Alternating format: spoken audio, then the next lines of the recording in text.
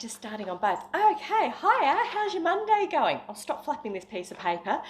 Now, I know you're used to me sort of coming at you live later in the week. Last week I didn't do it. I normally do a live, say Thursday or Friday. Been trying to do Fact Sheet Friday. Didn't quite happen last week because a little bogged down in work. We're bringing out an online magazine. So that's just been a little bit of the nose to the grindstone.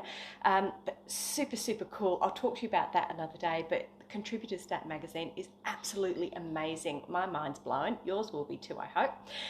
Okay, now, so that brings me actually to the reason why I am kneeling on the floor of my kitchen in front of my fridge.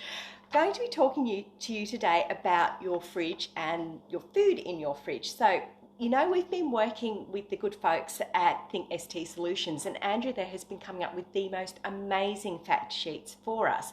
And this one is all about the contents of the fridge, mainly temperatures and where to store things.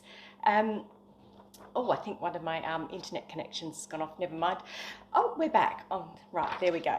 It's really about where to store things in your fridge. So I'll get into it and get onto it. So let me introduce myself properly first of all. I'm Alyx Stewart. I'm the founder of Centre for Cancer Nutrition, and we like to help people who are having trouble eating with their cancer treatment side effects still be able to enjoy all the yummy food that they like. And we like to gather all the experts from industries from around the world that will help you with that. Okay, that being said, let's have a look inside this fridge. Now, we're not talking about what you should have in your fridge, it's about placement. So there's a lot more information on this fact sheet. I'll give you the link to it once I get off here, and just give me a few minutes to do that. So talk about fridge temperature. So the optimal range temperature for your fridge is actually between or anything below 4 degrees Celsius, and the easiest way to check that is by having a fridge thermometer. Now let me scoot round here. Sorry, my knees will be giving out after this. Open up this fridge, and this is the contents of my fridge and where everything is at. So you can see, I know you can't see, on the top shelf there I have a fridge thermometer. And that tells me whether my fridge is too warm, too cold. It's kind of enough it's too cold because things start freezing. But definitely you need to know if it is cold enough. The reason why you want it to be cold enough is because the cold actually stifles the growth of most bacterias, and you don't want any foodborne illnesses from bacterias simply just because your fridge isn't the right temperature. So, I think these are about $4, or you can get them for a bit cheaper than that, but certainly worth the investment. Now, what we're talking about in here, I'll just squat down a little bit more and kind of move my head. Righto, I think we'll start up the top here. So the top shelf of your fridge is really for your leftovers, and what you want to be doing, it's just going to swing all the time, what you want to be doing is when you're storing leftovers, so once you've cooked your food, you want it to go into the fridge definitely within 2 hours, if not as soon as possible. It might just be far too hot to put in there if you've got like a casserole, but put it in as soon as you possibly can. So leftovers are best stored on the top shelf, and you want to have them covered or in a container, like a glass container with a lid, plastic container with a lid, but definitely covered up on the top shelf.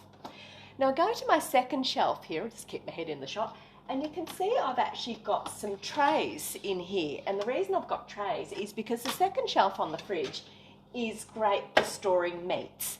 And I've got all my meats here. Some aren't meats, these are veggie burgers, but I do have some other meats here. And the reason you want to have a tray is to prevent drips.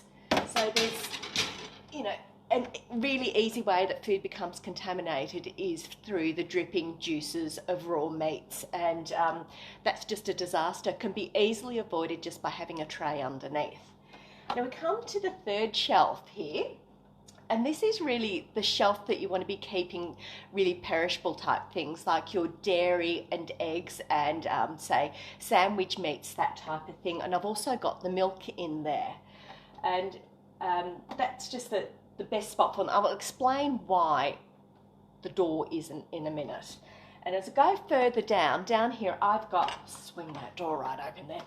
I've got my fruit and veg right down the bottom. It's the coldest part of the fridge, and it just, there's crisper parts in there. So you want to just store all of your fruit, your veg, mine's always so full it just spills up onto the top of the crisper. It's just how it is.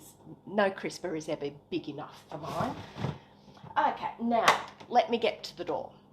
As you can see here, I've got pretty much what you would term non-perishable goods in the door. So I've got things like relishes here, I've got sauces, down the bottom, I've got the cat's milk up the top there because he loves his milk, and I've got mustards here.